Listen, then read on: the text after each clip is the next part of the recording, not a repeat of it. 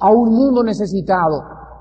Jesucristo vive. Él es real, Él puede cambiar tu vida y tú puedes tener una religión sin ser cristiano. Tú puedes tener una religión y condenarte e irte al infierno. El mensaje de nosotros es, Cristo vive, tú necesitas entrar a la comunión con Él y necesitas comprender que necesitas comenzar a caminar una nueva vida caminando de la mano con el Hijo de Dios.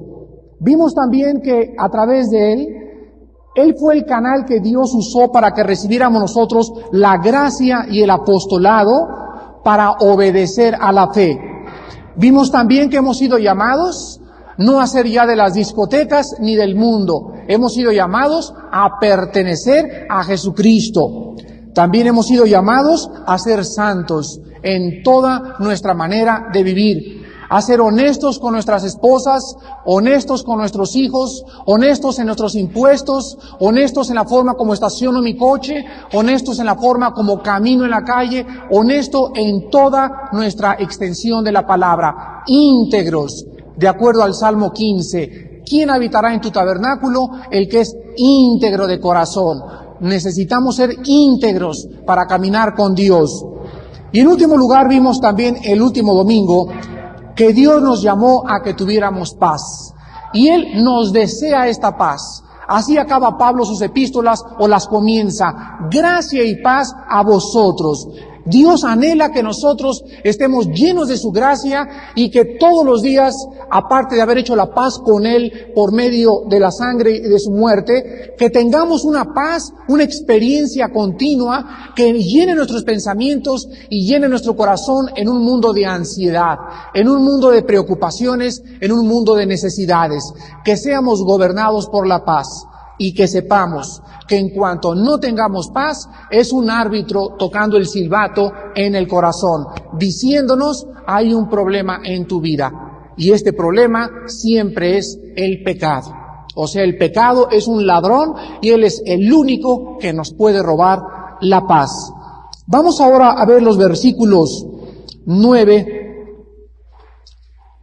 8 y 9 en adelante, y dice la Biblia: primeramente doy gracias a mi Dios mediante Jesucristo con respecto a todos vosotros, de que vuestra fe se divulga o se propaga o se manifiesta por todo el mundo.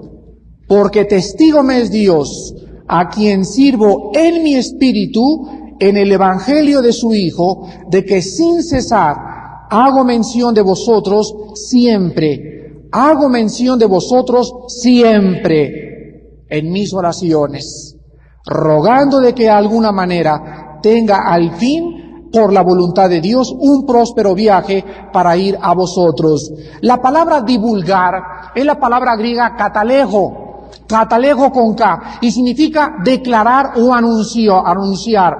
Vemos en primer lugar que la fe de estos cristianos romanos se había divulgado por todo el mundo romano, sin periódicos y sin radio y sin televisión. Todo el imperio romano había escuchado ya que un hombre llamado Jesús de Nazaret había muerto en una cruz y que sus seguidores estaban saliendo a las calles y retando al César, al que se decía, el que no se hinque y me diga que yo soy el Señor, lo mando crucificar o lo mando quemar. Pues por todo el imperio, esta secta, como les llamaban, de los que seguían el camino, había dicho al mundo romano que Jesucristo vivía y que Él era el Señor. El escritor Tácito escribió que por el año 64 después de Cristo había una cantidad, casi se podía contar como la tercera parte de los habitantes del Imperio Romano. La tercera parte de la población del Imperio Romano, escribe Tácito, eran cristianos. Vean ustedes en el libro de los Hechos, capítulo 4, que los apóstoles fue precisamente la comisión que recibieron. Nosotros todos hemos sido llamados a divulgar por el Distrito Federal, por la colonia Roma, por Lomas Verdes, a declarar y anunciar nuestra fe. Desgraciadamente no lo hemos hecho conforme a la palabra de Dios nos enseña. En Hechos 4, del 1 al 2, encontramos el primer caso donde dice que hablando ellos al pueblo, acuérdense que habían sido ya amenazados de muerte, vinieron sobre ellos los sacerdotes y con el jefe de la guardia del templo y los saduceos, resentidos, enojada la suegra y el cuñado y todos en tu casa, de que enseñemos al pueblo y anunciemos en Jesús la resurrección de entre los muertos. Ahora vamos a Hechos capítulo 13. Vean cómo la gente comienza primero a resentirse, a enojarse, a crujir los dientes, a insultarnos, a perseguirnos. Hechos 13, versículo 5. Y llegados a Salamina, anunciaban la palabra de Dios en las sinagogas de los judíos. Tenían también a Juan de ayudante. Versículo 38. Y que de todo aquello de que por la ley de Moisés no pudisteis ser justificados, en él es justificado todo aquel que cree. Y el capítulo 17, versículo 23. 17:23. Llega Pablo y dice así. Quiero que lean el versículo 22 porque es sumamente interesante. Hechos 17, del 22 al 23. Entonces Pablo, puesto de pie en medio del areópago, dijo: varones atenienses, en todo observo que sois muy ¿qué? Miren ustedes, esta palabra religiosos es la palabra deisi daimon esteros en el griego. Repito, deisi daimon esteros. Y esta palabra se tradujo en la versión de King James en inglés por la palabra supersticioso. Cuando Pablo llegó a Atenas, vio unas estatuas grandísimas al dios Zeus, al dios Marte, a Mercurio. A Pablo le llamaron Mercurio los filósofos y al otro le llamaron Marte también a Bernabé.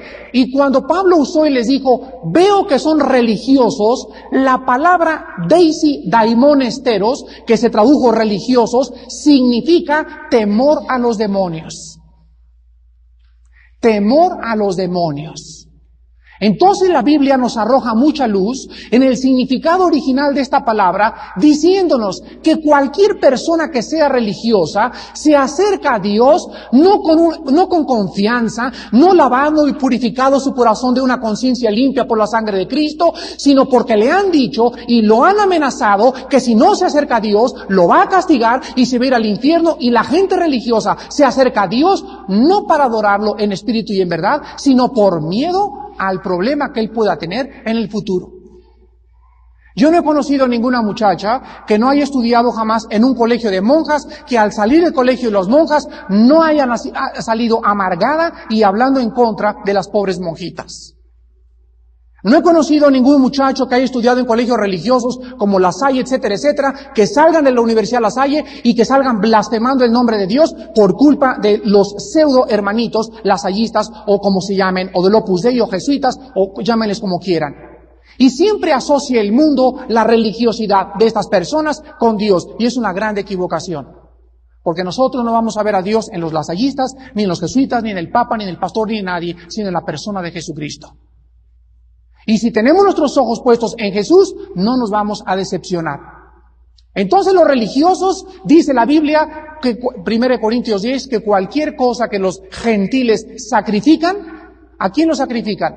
A los demonios lo sacrifican. En Levíticos 17 también se enseña que cualquier persona que no trajera la ofrenda a la puerta del tabernáculo y quisiera ir por allá y quisiera ir por acá, o brincarse la tranca y entrar al redil sin entrar por la puerta que es Cristo, estaba sacrificando a los demonios. Cuando Cristo vino al mundo, se encontró con la mujer samaritana y le dijo a la mujer samaritana: mira, mujer, quiero que me escuches muy bien. Abre los oídos.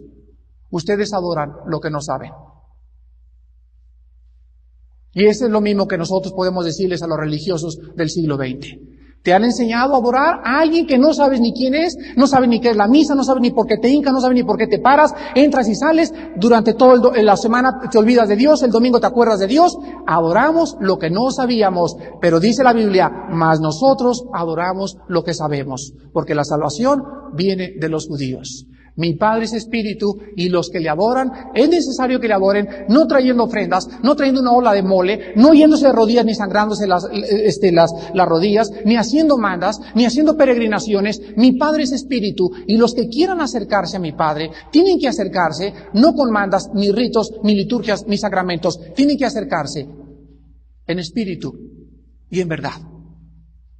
Tenemos que acercarnos en espíritu y en verdad. Porque Él es espíritu y los verdaderos adoradores le adorarán a Dios en espíritu y en verdad.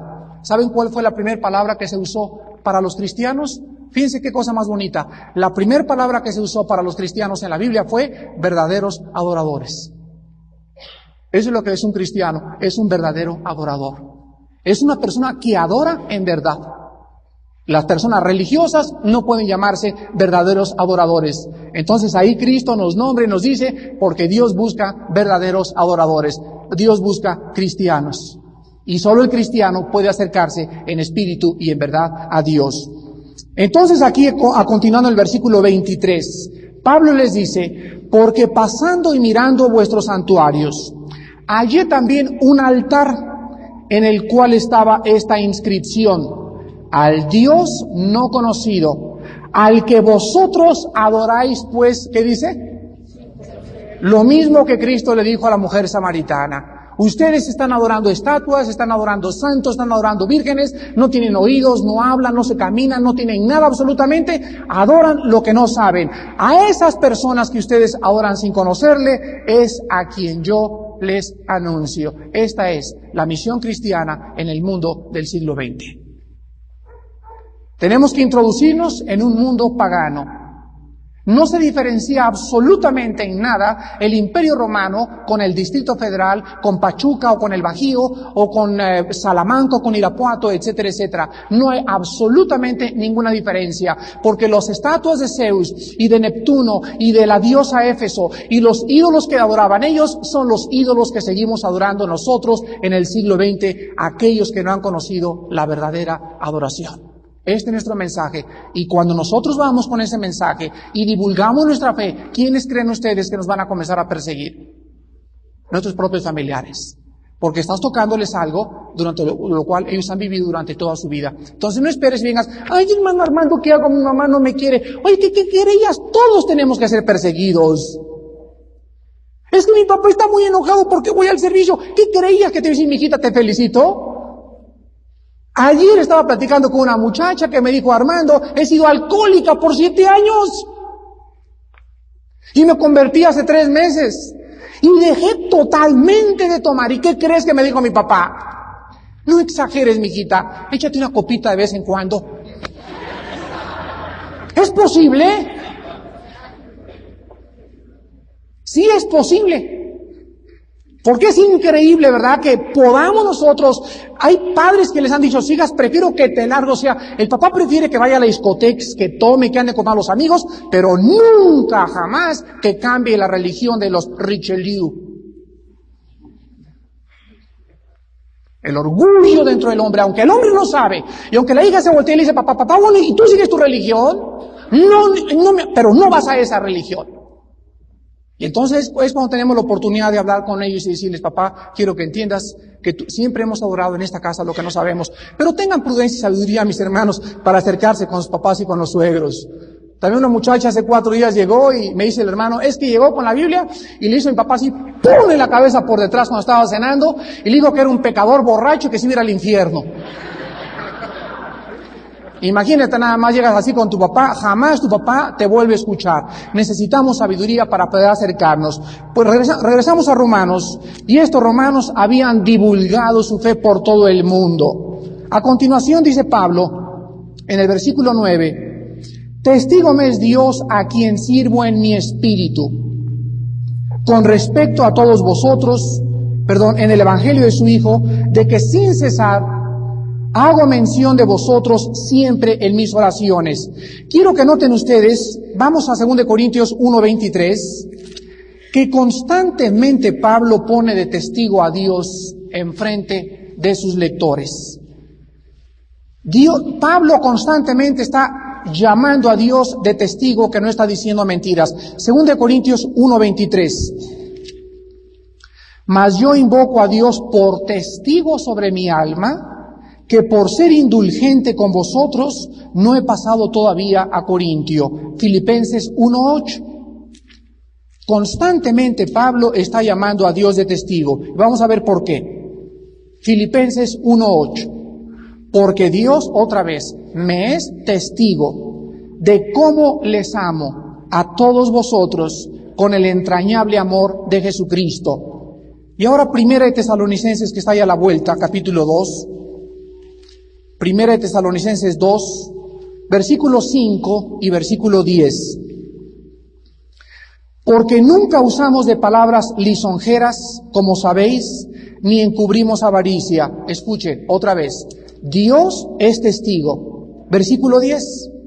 Vosotros sois testigos y Dios también, otra vez, de cuán santa, justa e irreprensiblemente nos comportamos con ustedes, los creyentes. Quiero hacerles una pregunta. ¿Saben ustedes por qué Pablo tenía constantemente la necesidad? Es como aquí en México, ¿verdad? ¿Me lo juras? ¿Me lo juras? Sí, te lo juro por mi mamacita. Te lo juro, ¿me lo prometes? Sí, te lo juro por Dios. Y siempre te lo juro por mi mamacita. Como si la sola palabra no bastara para decir, fíjate que vi a fulano de tal por ayer. ¿Me lo juras? Y tiene que venir el juramento.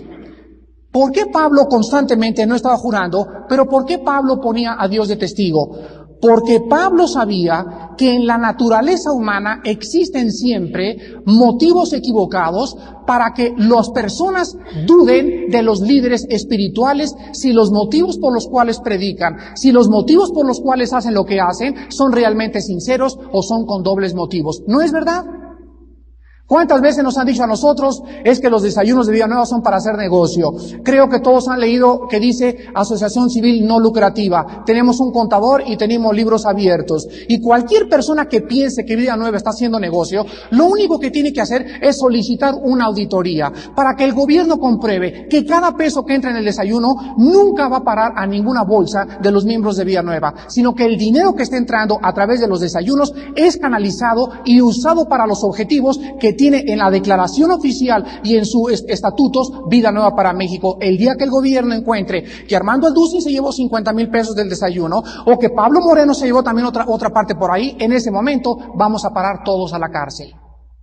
Por eso se llama Asociación Civil No Lucrativa. No es para hacer negocio, no es para enriquecernos, es para que el dinero que entre sea usado para los objetivos. ¿Y cuáles son los objetivos de Villanueva? La propagación y la divulgación del Evangelio. Entonces pagamos folletos, pagamos esto, pagamos aquello, pero todo va a ser usado para los fondos que nosotros hemos anhelado ser destinados. Pero la gente así es, y la gente siempre dirá, están haciendo negocio, etcétera, etcétera. Vean 1 Corintios capítulo 9. Pues Pablo no se les escapó tampoco. Y al pobre Pablo, a nosotros nos ha ido mejor que a Pablo. En 1 Corintios 9, vemos cómo Pablo, al comenzar esta carta, este capítulo principalmente, comienza diciéndoles, no soy apóstol. O sea, ¿por qué les hace esta pregunta? Porque dudaban que ni siquiera era apóstol. No soy libre. ¿No he visto a Jesús el Señor?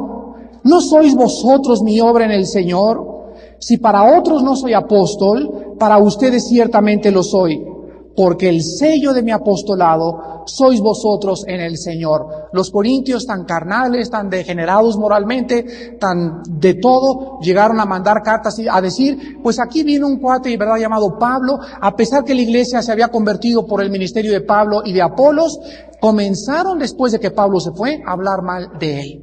Y les dijo Pablo y les manda la carta y les dice, ¿saben qué? Si no fui apóstol, para los demás iglesias que no saben realmente si fui apóstol, creo que entre ustedes hay personas que se convirtieron y que están dando fruto. Pues esas personas son el sello de que el Espíritu Santo las usó para venir a Cristo. Ellas son el sello de mi apostolado. Y entonces Pablo comienza a contestar, vean qué mansedumbre y qué humildad para contestar los ataques que le había lanzado la iglesia que él había formado. Dice el versículo 3, contra los que me acusan, esta es mi defensa. ¿Acaso no tenemos derecho de comer y beber? O sea, las ofrendas que le daban, las usaba para comer y para beber. ¿De qué creían que iba a vivir el pobre apóstol? ¿Que iba a comer tacos de trompa allá fuera de la Merced o qué querían que fuera a comer? ¿Qué no tiene un siervo de Dios derecho de comer bien? ¿No tiene derecho de vestirse bien? ¿No tiene derecho de vivir bien? Versículo 5, ¿no tenemos derecho con nosotros de traer una hermana por mujer, como también los otros apóstoles y los hermanos del Señor? Y Cefas, San Peter, la cabeza de la iglesia, estaba casado. Subráyalo y muéstraselo a un hermano religioso. El fundador de los que esta religión dice que fue realmente el fundador de Roma, estaba casado. Y Pablo lo dice, no tenemos derecho de traer esposa. La Biblia por todos lados motiva a los siervos del Señor que sirven a Dios mejor casados que solteros y andar arrastrando por ahí la cobija, porque más vale casarse que quemarse. Y continúa Pablo diciendo, versículo 6, ¿o solo yo y Bernabé no tenemos derecho de no trabajar? O sea, aquí llegó el momento en que Pablo, acuérdense, cuando comenzó su ministerio, llegó a la iglesia y pues no iba a llegar Pablo y decirles, ¿verdad? Pues me tienen que sostener, porque los motivos iban a ser inmediatamente, pues aquí viene un vividor. Pablo se puso a hacer tiendas de campaña y con sus manos comenzó a trabajar, y cuando tenía para mantenerse y predicar el evangelio, vieron ellos que realmente él no tenía intenciones equivocadas ni les venía a pedir dinero. Por eso me he cansado de decirles, y a los discípulos que tenemos en esta iglesia, nunca pidan dinero. Podemos enseñar lo que la Biblia dice, pero no decirles, pásenle para mi domingo. O a ver, ¿quién nos va a dar 50,000 pesos ahora? O a ver, levántenos de 1,000 pesos, levántenos de 10,000 pesos. Pablo acaba de leer, cada quien de como propuso en qué. Entonces, ¿cómo podemos decir a la gente, a ver, levanta las milanesas? A ver, los nuevos de a 20 queremos verlos para la construcción del templo. Cada quien va a dar lo que él haya propuesto, lo que él se haya decidido, y no va a ser intimidado por un predicador para dar 10,000 o dar 20,000 o 50,000 pesos. Esto se llama intimidación. Ya no es la obra del Espíritu Santo, y es forzar a la gente a dar dinero. Entonces, cada quien si siente dar 50,000 pesos que los dé. Si sientes dar 10 pesos, dalos. Es un asunto entre tú y Dios nada más. Pues a Pablo lo juzgaron por eso. Y no quería ni siquiera que comiera ni bebiera. Versículo 7. Y les da 3 ejemplos. ¿Quién fue jamás soldado a sus propias expensas? ¿Se imaginan que me llevan a la guerra? Bueno, aquí en México creo que sí se cumple, ¿verdad? Es el único país. Aquí te llevan a la guerra y tienes que comprarte tu casco, tu uniforme y tu pistola si quieres entrar a la policía también. Pero creo que en todos los demás países del mundo el gobierno te da tu casco, tu rifle y tu uniforme y tus zapatos. Digo, me están llamando para defender a mi país, es lógico que el gobierno proporcione mi uniforme, ¿verdad? ¿Quién fue soldado a sus propias expensas? Es el primer ejemplo que da Pablo. En segundo lugar dice a los granjeros, ¿quién planta viña y no come de su fruto? Y en tercer lugar, ¿quién apacienta el rebaño, sea los pastores, y no toma de la leche del rebaño? Entonces, un soldado necesita que le provean sus instrumentos. Un pastor necesita comer de la leche que él está ordeñando, y un granjero necesita también comer, y ¿por qué no puede comer del fruto que él está sembrando? Ahora dice Pablo, versículo 8, digo esto solo como hombre. O sea, algunos iban a decir, Pablo, nos estás inventando. Y entonces Pablo recurre al Antiguo Testamento y les dice, ¿no dice esto también la ley?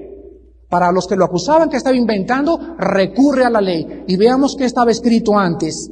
Porque en la ley de Moisés está escrito, no pondrás bozal al buey que trilla, y tiene cuidado Dios de los bueyes, o lo dice enteramente por nosotros. ¿Se imaginan ustedes agarrar un buey, un burro, y hacerlo trabajar todo el día el burro, y para acá y para allá, para acá, y cuando llegue la hora de la comida, le amarras el hocico?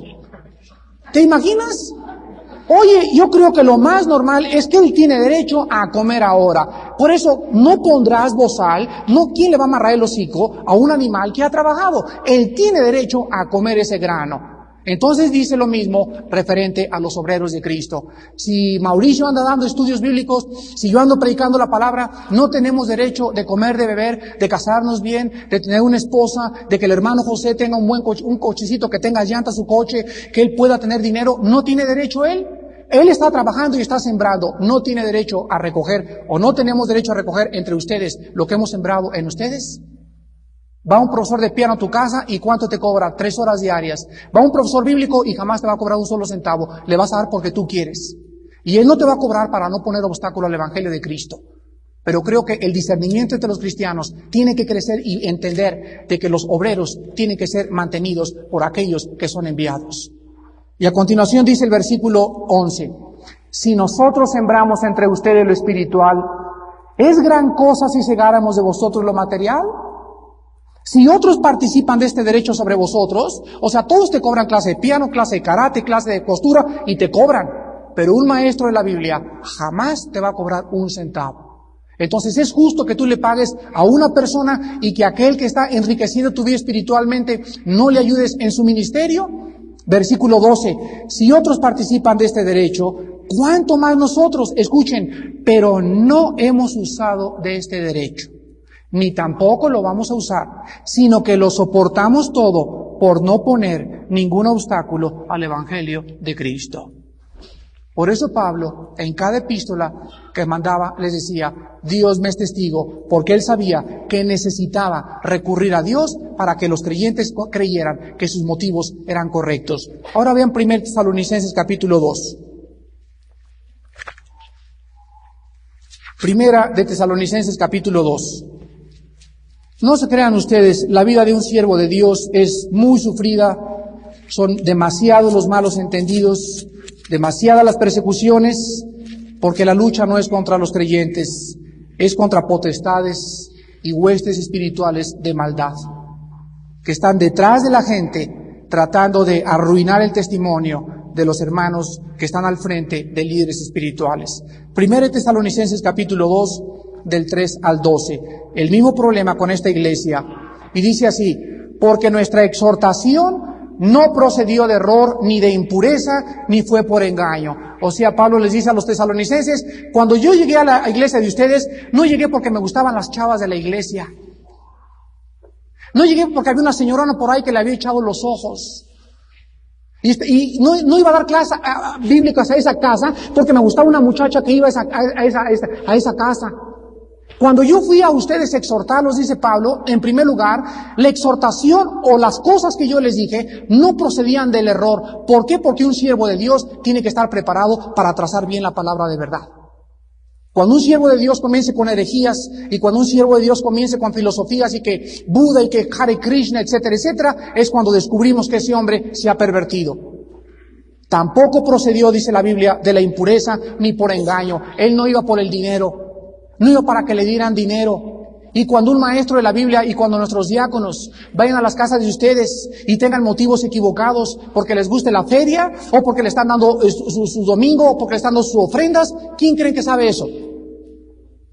Posiblemente nadie lo sabe de ustedes y posiblemente este hombre parezca tener intenciones buenas, pero hay un Dios que escudriña, dice en Jeremías 17, el corazón y la mente. Y Él sabe muy bien las intenciones que hay en cada hijo suyo y Él le va a dar a ese hijo suyo conforme a sus pensamientos y a las intenciones de su corazón. Nadie se le escapa al Señor.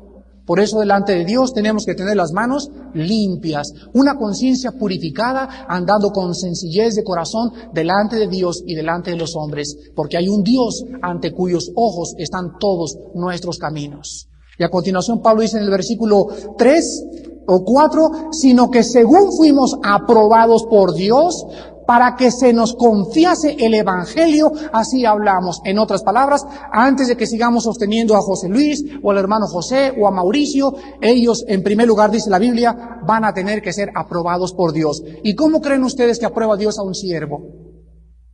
Lo pasa por mujeres, lo pasa por dinero y lo pasa por orgullo. Los tres enemigos de un líder. ¿Escucharon? Mujeres, dinero y orgullo. O sea, antes de que Mauricio sea llamado al ministerio, antes que se vaya de misionero, antes de que José Luis sea llamado de misionero, hermano José o Gustavo Sámano, etcétera, etcétera, Dios, el diablo se va a encargar de que los hermanos se sientan la mamá de Chita antes. Que ya la hicieron y que el público los levanta acá y en ese momento cuando ellos digan, sí, aquí está su papucho de papuchos, gracias mi amado público, en ese momento es cuando han dado su primer paso para la caída y caen tan hondo, que pasan muchos años antes de que ellos se recuperen para seguir en el ministerio. Va a pasar lo mismo con mujeres. A cada hombre que Dios llama, Dios permite que el diablo le ponga un ejército, ¿verdad?, de rorras y de gansitos marinela. Y a tiempo y fuera de tiempo para medir realmente tu consagración y tu pureza interior. Y la virtud más grande de un hombre de Dios es la pureza. Porque un hombre de Dios está tratando con jovencitas, está tratando con señoras solas, está tratando con viudos que necesitan consolación, está tratando con mujeres que lo admiran y quisieran estar casados con él porque su esposo es un papanatas y porque lo quieren comparar siempre con el esposo. Y siempre hay el problema de que un pastor o un predicador tenga ese problema con las mujeres. Siempre habrá. Y si ese hombre no es maduro, ese hombre va a ser arrastrado así por una sola mujer. Les recuerdo lo siguiente. El hombre más fuerte del mundo, Sansón, y el hombre más sabio del mundo, Salomón, perdieron su ministerio por una mujer. El más fuerte y el más sabio. Dice la Biblia, el que piense que está firme, ¿qué cosa? Mire que no caiga, siervos de Dios, de rodillas, y podremos acabar la buena batalla de la fe. Y a continuación dice el versículo 4 también, no para agradar a los hombres, sino a Dios, que prueba nuestros corazones. ¿Se dan cuenta? Antes de que pudiera Pablo ser usado, Dios lo había probado.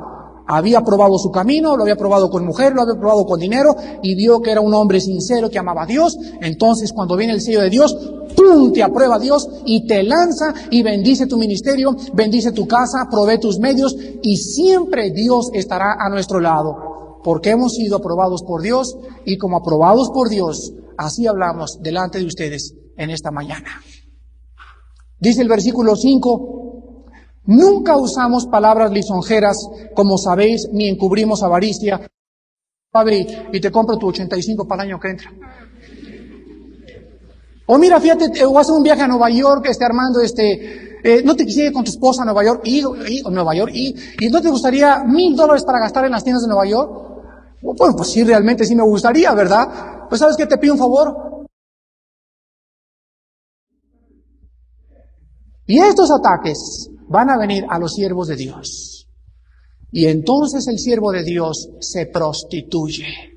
Se vende por 20 o 30 monedas de plata. Por un plato de lentejas. Esaú vendió su primogenitura. Dice Pablo, nunca usamos palabras lisonjeras. En otra palabra, no fuimos barberos. Y es lo que menos somos, o lo que menos deberíamos de ser.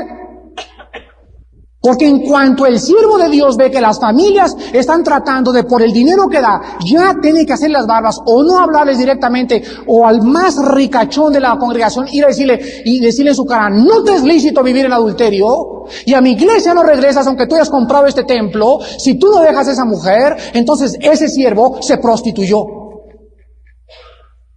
¡Ay del siervo que comience con sus palabras lisonjeras a la gente! Y el siervo que es lisonjero, nadie lo va a perseguir, pero el siervo que habla la verdad, lo van a perseguir. ¿Y quiénes creen que lo van a perseguir? Los mismos hermanos. Y por las iglesias va a correr el rumor, ¿verdad? Ese hermano ni lo inviten, porque nos habla muy feo. Y dice Pablo, versículo 6, ni buscamos tampoco gloria de los hombres. Entiéndanlo, no podemos, dice Gálatas 1:10, agradar a los hombres, agradar a Dios. Siervos de Dios, escúchenme, y diáconos, y padres de familia, entiéndanlo. Va a ser muy difícil agradar a la familia y agradar a Dios. Va a ser muy difícil. Decídete a quién vas a agradar. Pero no podemos, por ningún lado, estar tratando de buscar el favor o caerle bien a la gente, porque nos constituimos enemigos de Dios. Pero en cambio, si nosotros nos vamos con Dios hasta el final y llegamos a esa cruz y permitimos que nos crucifiquen juntamente con Él, Dios nos va a glorificar. Oh Padre, en Juan 17, la hora ha llegado. Glorifica tu nombre para que tu nombre sea glorificado. He acabado la obra que me diste y he glorificado tu nombre en la tierra. Este fue el propósito de Jesús en la tierra, glorificar con sus obras, con su humildad, con su mansedumbre, y a los enemigos que lo correteaban, que la gente dijera, Él realmente es hijo verdadero del Dios del cielo. Y esto nos va a hacer sufrir, y el mundo nos tiene que hacer sufrir. Y si no te decides a no caerle bien al mundo y a no quedar bien con el mundo, nunca podrás ser siervo de Dios. Decidid pues en vuestro corazón quién es Dios. Si Dios es Dios, sírvanlo. Y si no, regrésate a tus ídolos. No vengas con Dios con wishy-washy, con intenciones, con motivos equivocados en tu corazón de dinero y de casa mejor y de lujos, porque no puedes servir a Dios. Mejor vete con los mormones. Vete con los religiosos, vete con los gurús. Vete allá con el Maharaj Chikachi Cucu Chikachi que está allá en Oregón, que lo acaban de agarrar por fraude al fisco con 10 Mercedes-Benz. Vete con él. Y te pone una cama de agua con cosas de seda. Pero seguir a Cristo implica cargar una cruz. Y tenemos que entenderlo. ¿Cuál es el precio de seguirlo? Y Pablo acaba diciendo en el versículo 8, tan grande es nuestro afecto por vosotros, que hubiéramos querido entregarles no solo el Evangelio de Dios, sino también nuestras propias vidas, porque habéis llegado a sernos muy queridos. Versículo 9, porque os acordáis, hermanos, de nuestro trabajo y fatiga, como trabajando de noche y de día, para no ser ¿qué cosa? Gravosos a ninguno de ustedes, les predicábamos el Evangelio de Dios. Vosotros sois testigos, y Dios también, escuchen esto, de cuán santa, justa e irreprensiblemente nos comportamos con vosotros los creyentes. Ahí es cuando entonces el mundo puede decir, ese es un siervo de Dios. Su corazón es limpio, su mirada es limpia con las mujeres, con las señoras, con las señoritas, sus manos están limpias, nadie puede levantarse y decirle, tú me transaste, o tú me hiciste aquello, o te fuiste con mi hermana, o te fuiste con mi cuñada, o esto o aquello, porque entonces el mundo mismo sabrá que ese hombre es un farsante y no un siervo del Dios Altísimo. Qué importante es que mantengamos la buena conciencia delante de la gente, para que la gente sepa cuán irreprensible, santa y piadosa y justamente tenemos que comportarnos delante de ustedes. Regresamos a Romanos y vemos entonces que Pablo acaba diciéndoles en su acción de gracias, no solamente otra vez llamando de testigo a Dios, sino que les dice algo muy importante en el versículo 9, testigo me es Dios, a quien sirvo en mi espíritu en el evangelio de su Hijo. Vimos que a Dios se le sirve en el espíritu, ¿verdad? Nada más. Y fíjense ustedes en esto, de que sin cesar, y aquí no está como muchos de nosotros, y yo me confieso que yo he caído en este pecado. Hay hermanos que se han acercado y me han dicho, hermano, tengo un problema, y le digo, sí hermana, voy a orar por usted, y no oro por ella. Le estoy diciendo mentiras. ¿No es cierto? Y un hermano y me dice, oye hermano, ¿cómo has estado? Y le digo, sí, siempre, oren por mí. Yo le contesto, sí, siempre oramos por ti. Y de repente el Espíritu Santo me dice, no es cierto. A ver, revisa tu lista de oración si la tienes.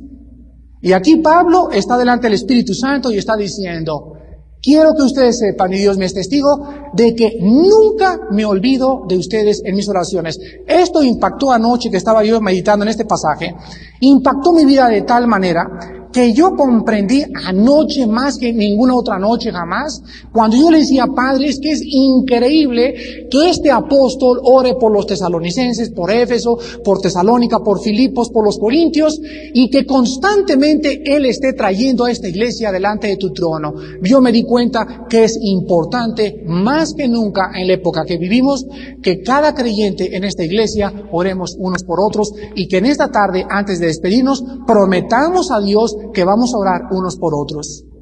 Miren hermanos, si nosotros cuando oramos en las mañanas, no tienen ustedes, Padre, te pedimos por Armando, por su esposa y por sus hijos, por Billy Graham, por los misioneros, por los predicadores y por todos los pastores de la República Mexicana, entonces, ¿qué cristianismo estamos viviendo? ¿Creemos realmente que Dios usa la oración para bendecirnos?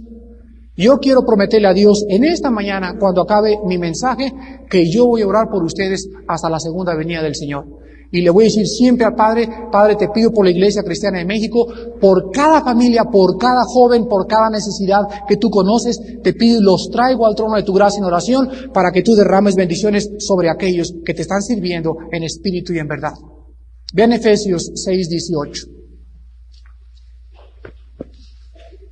Sin cesar, oremos unos por otros, hermanos. Qué importante es esto. Por eso Pablo cada domingo está aquí recordándonos Porque tenemos la firme convicción, los líderes de esta iglesia, tenemos la firme convicción de que esta iglesia no puede ser bendecida, ni engrandecida, ni glorificar el nombre de Jesús si la oración no es nuestra prioridad. ¿Escucharon bien?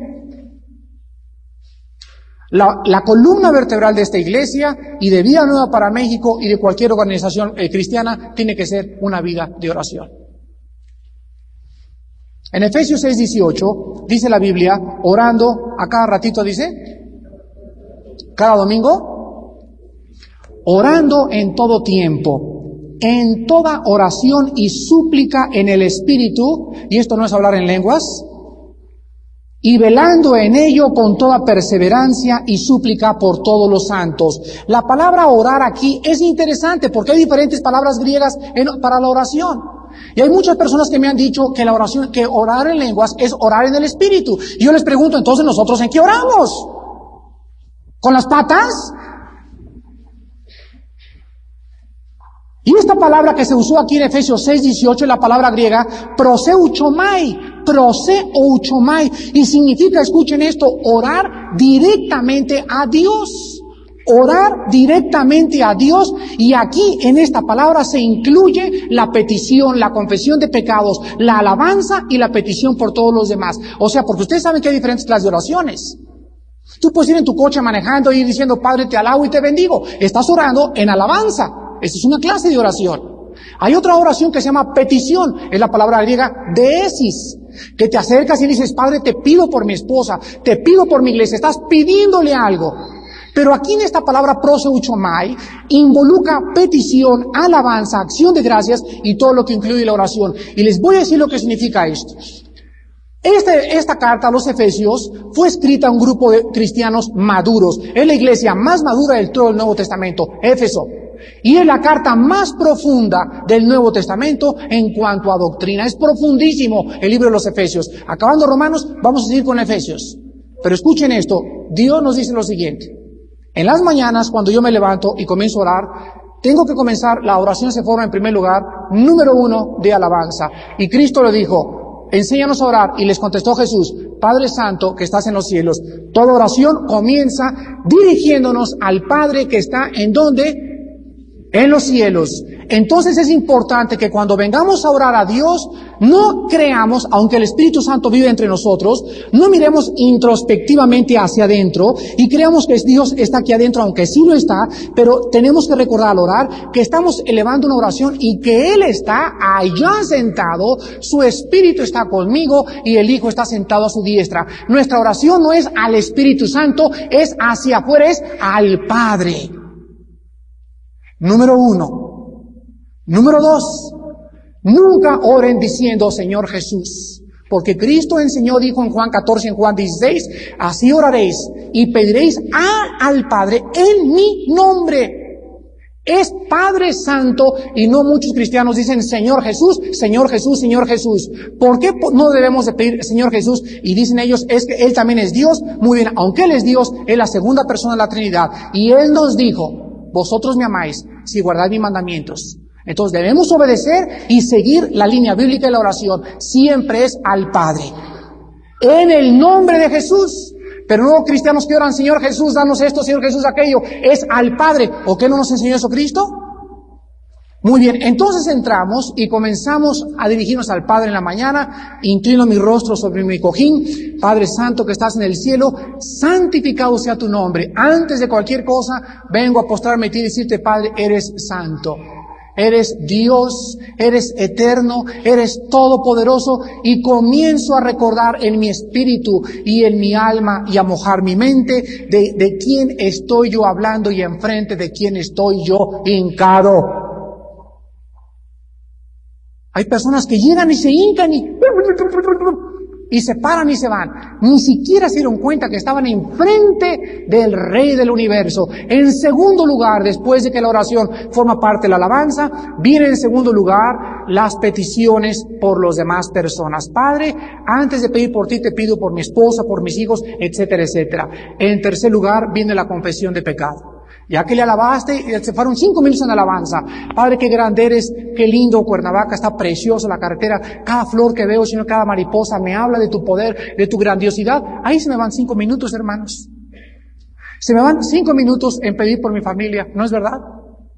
Ahora se me van 5 minutos también en confesar mis pecados. Fácil, pero tranquilo.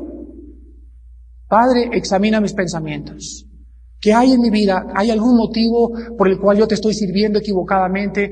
Padre, ¿hay algún motivo? Mira a esa muchacha, ayer me gustó, quítala en mi mente con tu sangre preciosa, quítala, Señor. Mantén mi corazón con mis hijos, con mi esposa, con mi hogar. Quita ese negocio chueco, quítame ese socio que me está asediando y presionando. Oh Dios, venimos a confesar y a ponernos delante de Él. Y en último lugar, la oración. Después de que le alabamos, después de que pedimos las peticiones por los demás y la confesión de pecado, comenzamos entonces a entender lo que significa darle gracias a Dios en todas las cosas.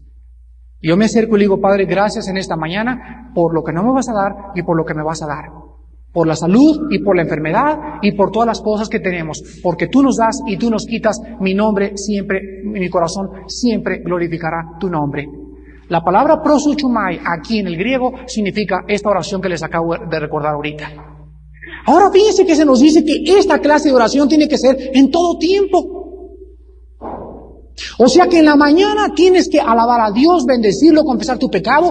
Daniel oraba 3 veces. En la tarde haría lo mismo, porque la misma raíz hebrea, cuando dice en Daniel que abría las ventanas y oraba 3 veces al día, viendo hacia Jerusalén, para que todos en Jerusalén vieran y dijeran, miren, ahí está orándole a Jehová, vamos a acusarlo con Nabucodonosor. Y lo hacía a propósito Daniel, para no esconderse a la hora de orar. Así también yo les digo a ustedes, cuando vayan a un restaurante, no les dé vergüenza dar gracias por los alimentos en frente de un mundo pagano que nos rodea.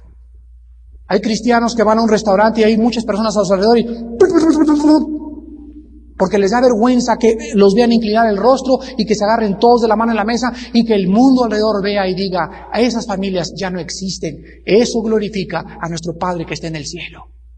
Eso glorifica a Dios. Y esto es lo que Dios quiere que nosotros hagamos cuando estamos viviendo una vida de piedad.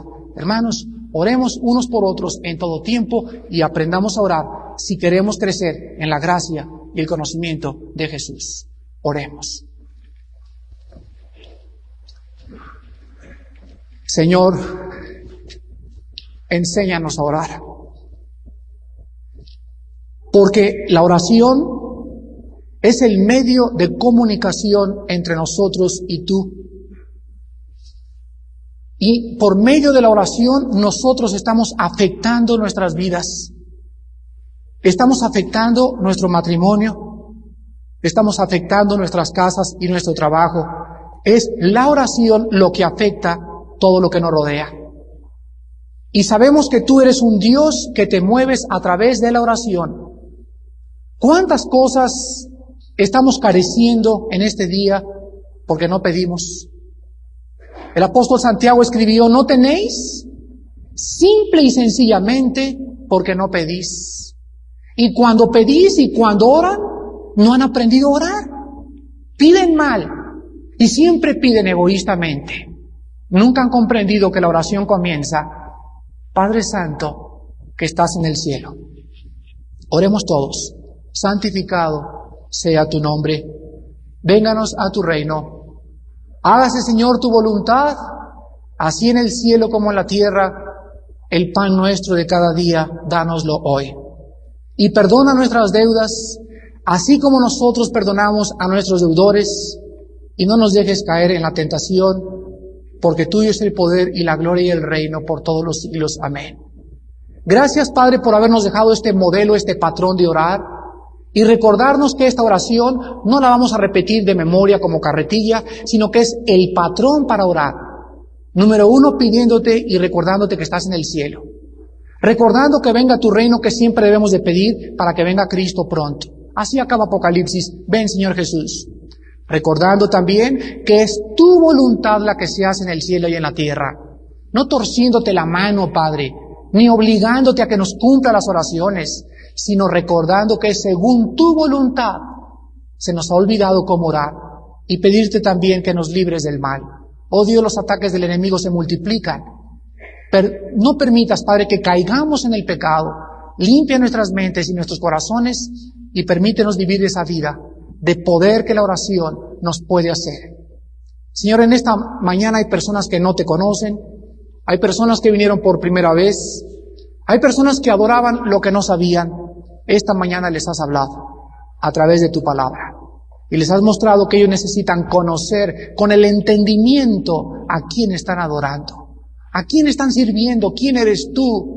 Oh Padre, que moriste por nosotros en la cruz, en la persona de tu Hijo.